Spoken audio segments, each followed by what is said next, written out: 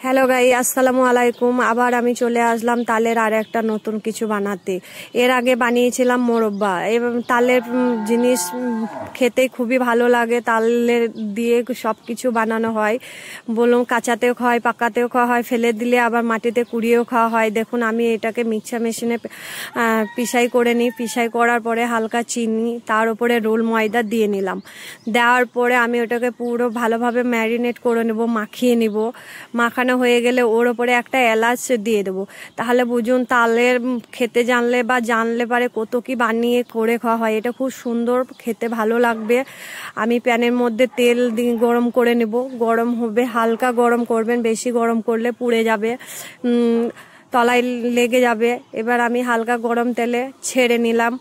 ছাড়ার পরে হালকা হালকা করে একটু নাড়াচাড়া করে নেব, যেহেতু পুড়ে যাবে, তলাটা লেগে যাবে। আমি হালকা করে নাড়াচাড়া করে নিলাম, পুরো মচমচে করে ভেজে নেব। তাহলে খেতে আরও ভালো লাগবে, একদম দেখতে তালের পুরোর মতো, কিন্তু তালেরই জিনিস। আপনারা বা ঘরে বানাবেন, খুব সুন্দর খেতে এবং ভালো। এবং আমার ভিডিওটা লাইক কমেন্ট শেয়ার করে দেবেন। আরও নতুন নতুন রান্না নিয়ে আরও ভালো ভালো ভিডিও নিয়ে আসতে পারি এবং আপনাদেরকে দেখাতে পারি। আপনারা অবশ্যই আমাকে সাপোর্ট করবেন। ভালো থাকবেন, সুস্থ থাকবেন। Bye bye, tata.